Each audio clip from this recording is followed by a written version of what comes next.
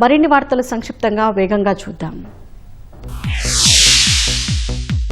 పట్టాదారు పాసు పుస్తకాల పంపిణీ కార్యక్రమంలో భాగంగా రేపు సీఎం చంద్రబాబు తూర్పుగోదావరి జిల్లా రాయవరంలో పర్యటించనున్నారు. ఏర్పాట్లను అత్యంత ప్రతిష్టాత్మకంగా చేపడుతున్నట్లు joint collector Y Meghaswaroop MLA Jogeswara Rao తెలిపారు. బడుల్లో విద్యార్థులకు అవసరమైన మౌలిక సదుపాయాలు కల్పించేందుకు కూటమి ప్రభుత్వం నిరంతరం కృషి చేస్తోందని మంత్రి గొట్టిపాటి రవి అన్నారు. ప్రకాశం జిల్లా చందలూరు పాఠశాలలో 373 మంది విద్యార్థులకు రోటరీ క్లబ్ ఆధ్వర్యంలో మంత్రి గొట్టిపాటి రవి సైకిళ్లను పంపిణీ చేశారు. ఎన్టీఆర్ జిల్లా నందిగామలో ప్రభుత్వ పాఠశాలలకు డిప్యూటీ స్పీకర్ రఘురామకృష్ణరాజు క్రీడా పరికరాన్ని పంపిణీ చేశారు. కేశినేని శివనాథ్ సొంత నిధులతో ఈ క్రీడా పరికరాన్ని సమకూర్చారు. హజ్ యాత్రికులకు ప్రభుత్వం అన్ని రకాల సౌకర్యాలు కల్పిస్తుందని మంత్రి ఎన్ఎండి ఫరూక్ అన్నారు. నంద్యాలలోని నేషనల్ కళాశాలలో హజ్ యాత్రికులకు మంత్రి శిక్షణా కార్యక్రమం నిర్వహించారు. ఏలూరు జిల్లా నూజివీడిలో వేతనాలు, ఉద్యోగ భద్రతపై నిరసన చేస్తున్న ఐఐటీ సిబ్బంది, ప్రొఫెసర్లతో మంత్రి కొలుసు పార్థసారథి మాట్లాడారు. త్వరలోనే సమస్యకు పరిష్కారం చూపుతానని హామీ ఇవ్వడంతో సిబ్బంది దీక్ష విరమించారు.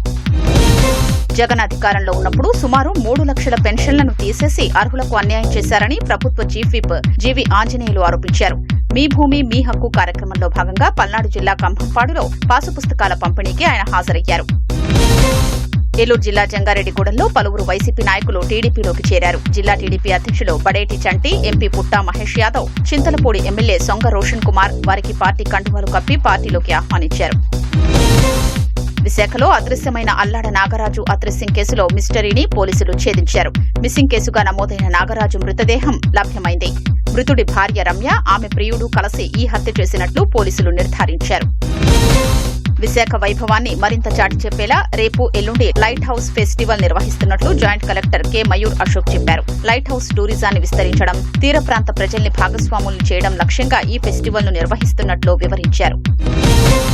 ఉత్తరాంధ్ర ప్రజల కల్పవల్లి బురుజుపేటలో వెలసిన శ్రీ కనక మహాలక్ష్మి అమ్మవారికి విశాఖ తుమ్మిడి బ్రదర్స్ బంగారు హారాన్ని బహూకరించారు. తుమ్మిడి రామ్కుమార్ కుటుంబ సభ్యులతో కలిసి ఆలయ కార్యనిర్వహణాధికారిణి కె శోభారాణికి హారాన్ని అందజేశారు. శ్రీ సత్యసాయి జిల్లా మధుడి గ్రామంలో వీధి కుక్క ఒకటి రెచ్చిపోయింది. పలువురు గ్రామస్తులపై దాడి చేసింది. క్షతగాత్రుల్ని సమీప ప్రభుత్వాసుపత్రికి తరలించారు. ఆగ్రహించిన గ్రామస్తులు కుక్కను హతమార్చారు.